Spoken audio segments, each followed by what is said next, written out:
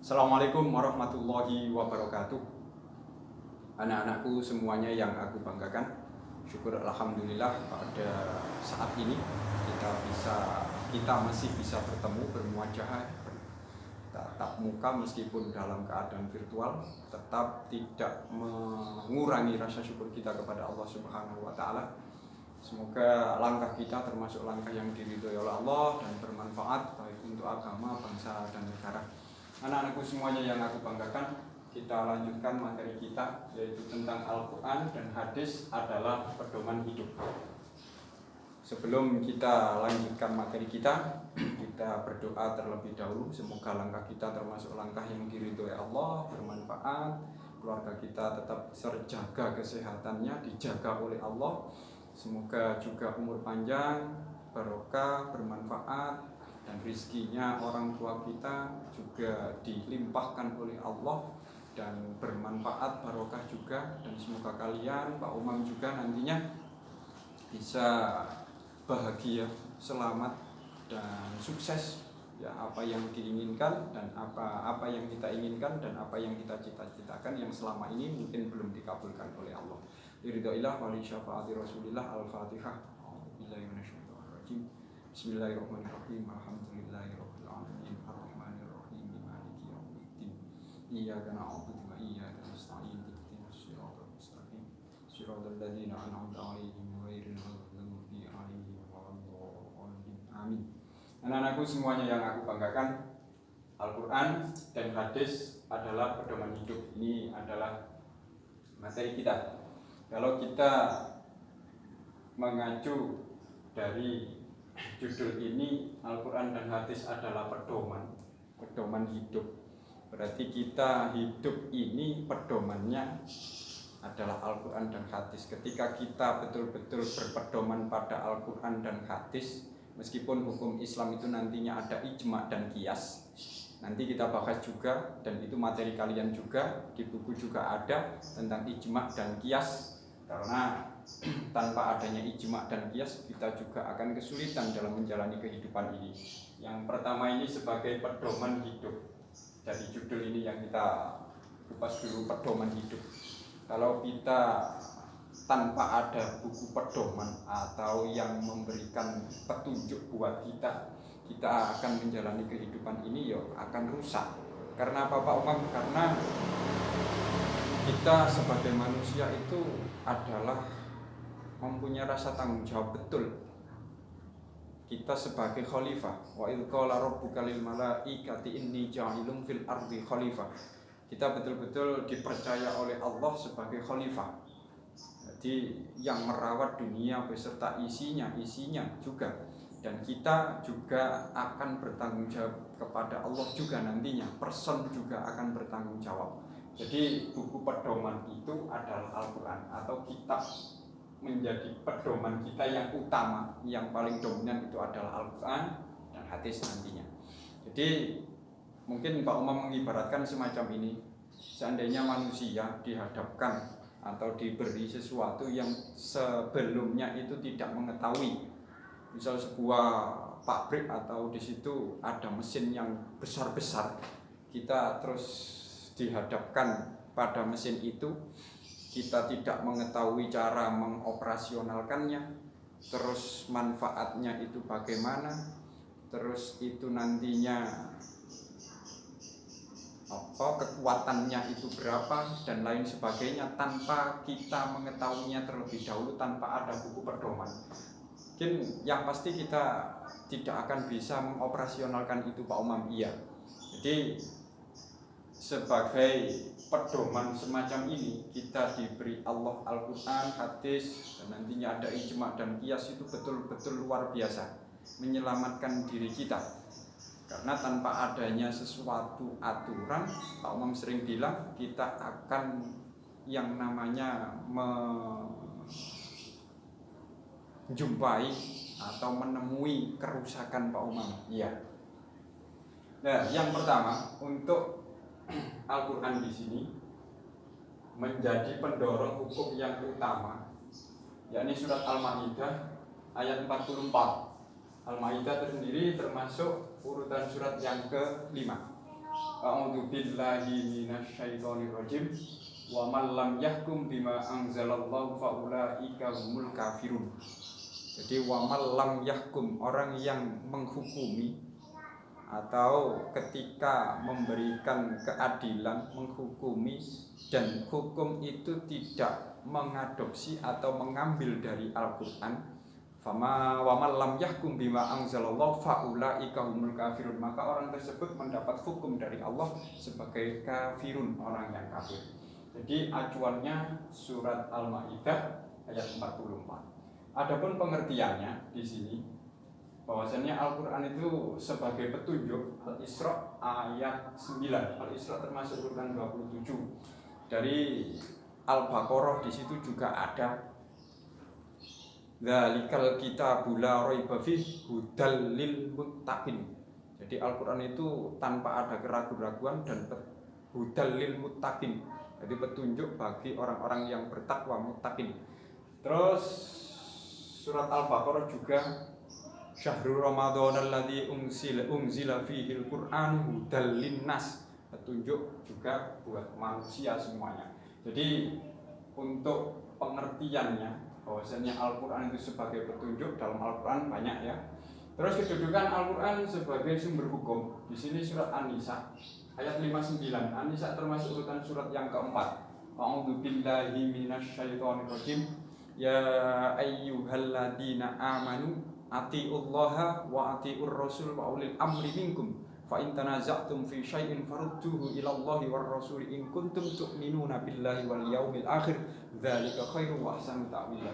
Ya ayyuhalladzina amanu atiullaha, kita diperintahkan oleh Allah untuk taat kepada Allah. Taat kepada Allah yaitu isinya adalah Al-Qur'an. Atiullah wa atiur rasul, taat kepada Rasul isinya adalah hadis.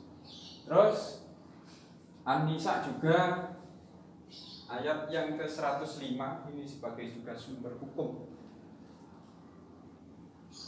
Inna anzalna ilaikal kitaba bil haqqi litahkuma bainan nasi bima arakallah wa la takun lil kha'inina khasima.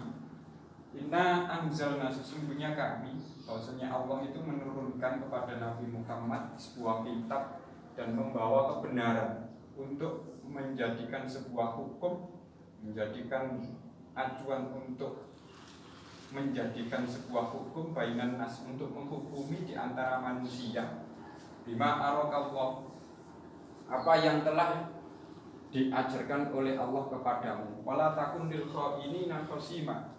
Dan di sini larangannya kita tidak boleh menjadi penentang orang yang tidak bersalah kepada orang yang berkhianat. Di sini sebagai acuan bahwasanya Al-Qur'an adalah sebagai sumber hukum.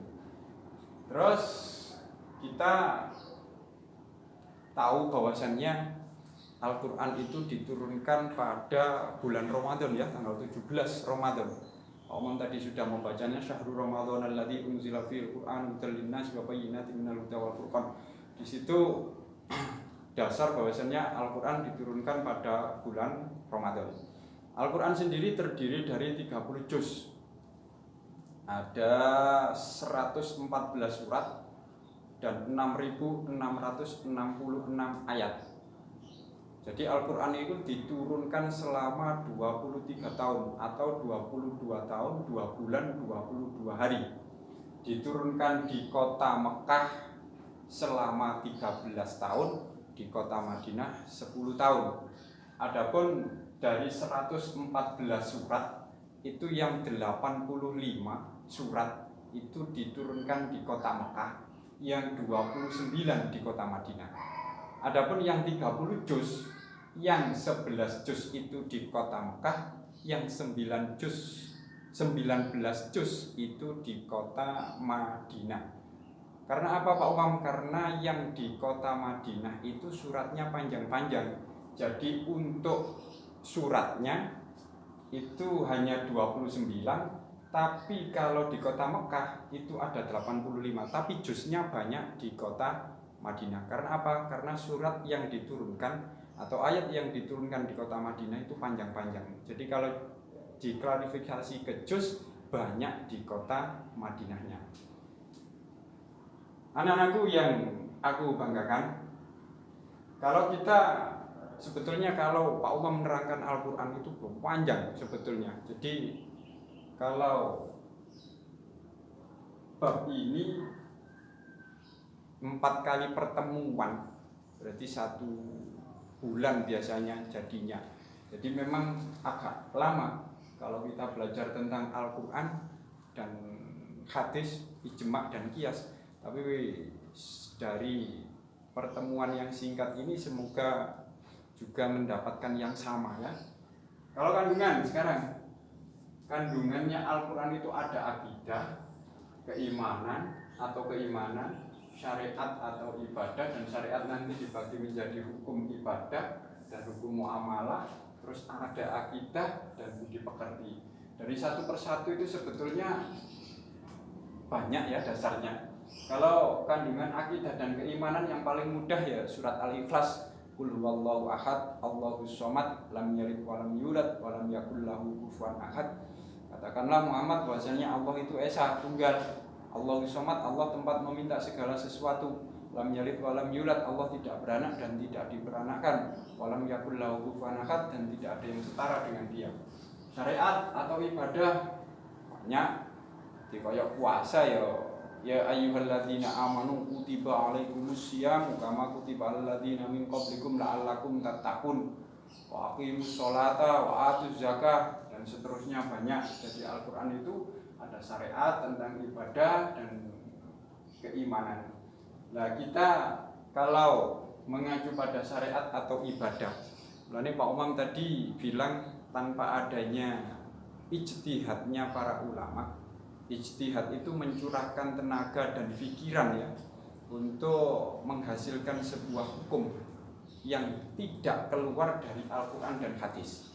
Orang yang berijtihad itu namanya mujtahid, dan syaratnya mujtahid nanti juga ada. Jadi misal syarat ibadah, Allah mewajibkan kita untuk sholat 5 waktu. Kalau kita hanya berpedoman pada Al-Quran, kita tidak mungkin bisa sholat yang benar seperti saat ini yang kita sudah jalani. Jadi Al-Quran tidak membahas bagaimana takbirnya seseorang. Setelah takbir itu ada rukuk, terus yang dibaca rukuk itu apa, terus i'tidal. Al-Quran tidak menjelaskan secara rinci dari ibadah tersebut. Hanya menyampaikan atau menuangkan dalam Al-Quran itu wa aqimus sholata, aqimus sholat, wa atuz zakat, wa aqimus sholat, dirikanlah sholat. Terus sholat itu bagaimana? Lah di hadis juga ada, tapi Umam juga nggak ada. Paling mentok ini, shollu kama ra'aitumuni usolli. Wahai umatku, sholatlah seperti engkau melihat ketika aku sholat. Jadi kalian melihat sholatku bagaimana, yaitu contohlah atau lakukanlah. Nah kalau kita tidak menemui zamannya Rasul bagaimana Pak? Nah dengan langkahnya para ulama, para sahabat, tabi'in dan seterusnya sampai sekarang yang memberikan pengertian kepada kita melalui TPQ, melalui sekolah dan lain sebagainya, ketika kita mendapatkan ilmu semacam itu nanti masuknya ijma' dan qiyas. Jadi kalau kita melulu Al-Quran hadis, ibadah kita tidak mungkin bisa real atau seperti apa yang dikehendaki oleh Rasul kita. Di syariat dan ibadah. Ini ada hukum Islam. Di sini ada hukum ibadah.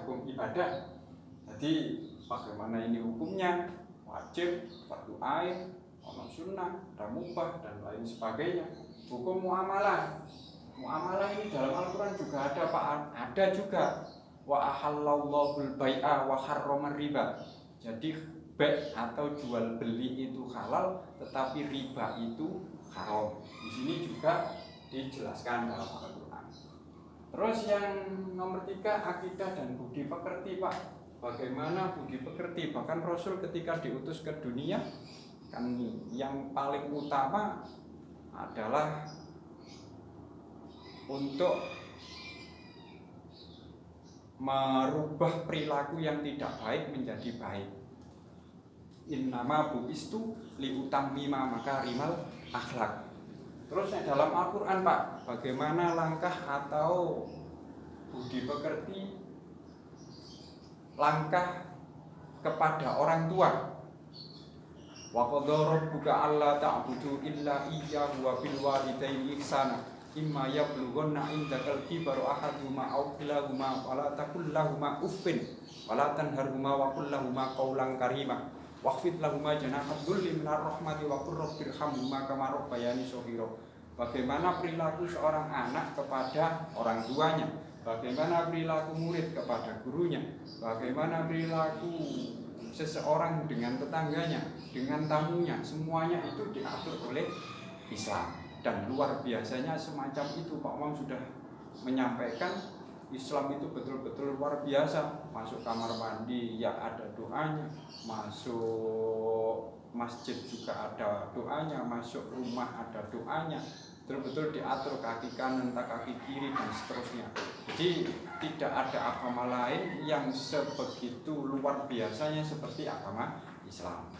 Jadi itu tentang Al-Quran yang agak sedikit cepat ya Pak Umar menerangkan, tapi berharap semuanya nanti akan betul-betul bermanfaat ya langkah kita. Kurang lebihnya Pak Umar mohon maaf yang sebesar-besarnya. Semoga bermanfaat sekali lagi, dan assalamualaikum warahmatullahi wabarakatuh.